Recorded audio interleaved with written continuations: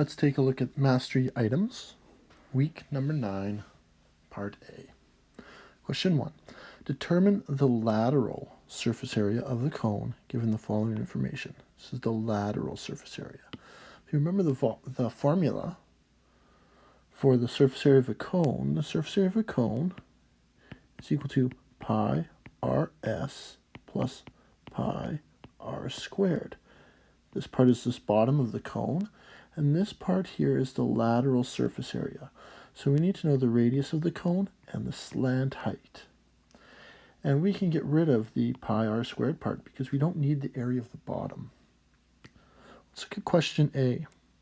We have our radius, we have our slant height. This is just using the formula. Surface area is equal to pi times the radius is 6 times the slant height is 10. And our surface area is equal to 60 pi centimeters squared. Now that's the exact value. If you want a decimal approximation, you can do 60 times pi, and you're going to get 188.5.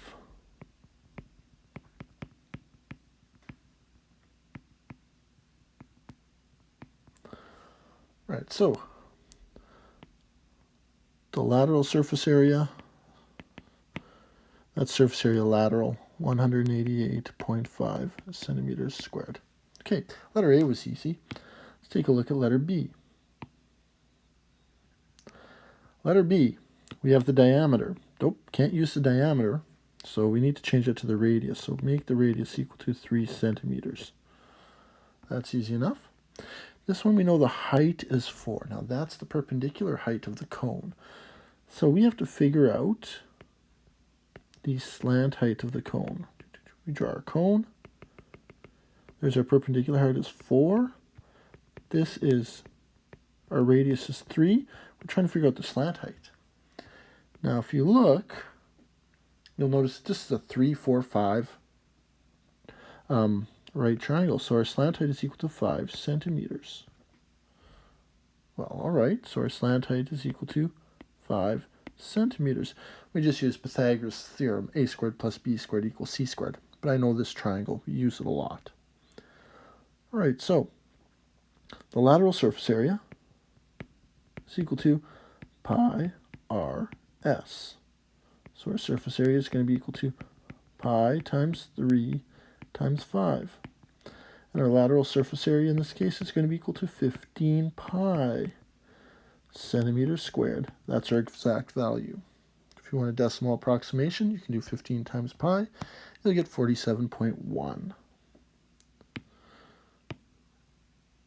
So our answer here for our surface area of the lateral space is equal to 47.1 centimeters squared. All right, let's go on to number 2. Determine the resultant vector by adding these two vectors. Okay, so we've got two vectors. It's a magnitude and a direction. And we're going to add them up to find the resultant vector. So I'm going to draw my first vector in purple, 5 kilometers east. So I just pick a spot. And I go 5 kilometers east. That's going to be 5 kilometers in the easterly direction. And then 13 kilometers south. 13 kilometers south. 13 kilometers south. My resultant vector is going to be from the start to the end. All right, so to calculate our resultant vector, we notice that this is a right triangle. So we're going to use a squared plus b squared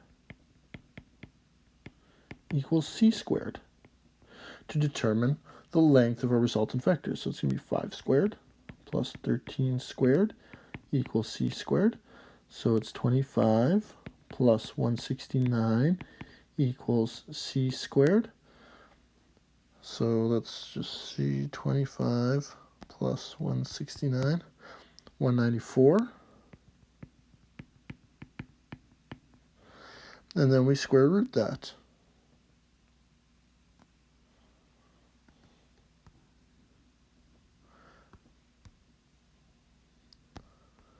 Sorry, it's just taking me a little bit of time. 13.9. So our resultant vector is 13.9 kilometers long. Now we need to find the direction of this. So we need to find this angle right here, this angle theta.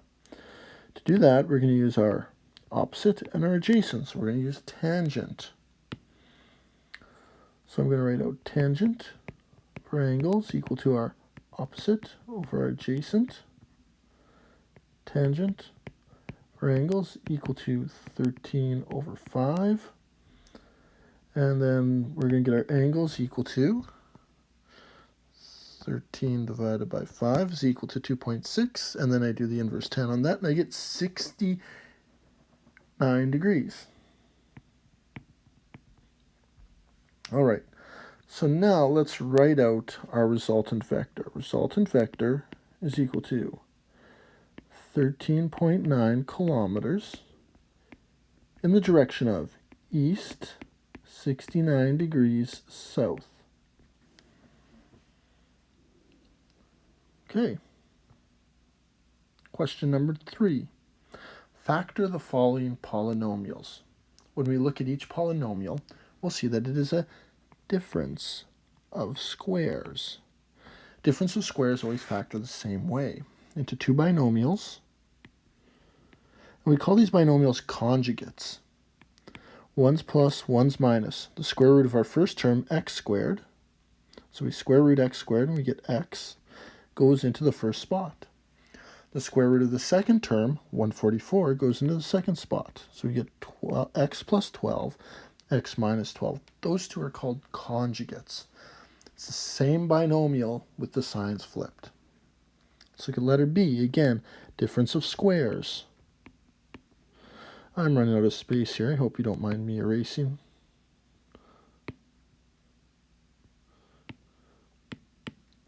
And we're going to get a plus and a minus.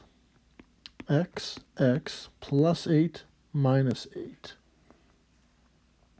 Easy enough. Conjugates.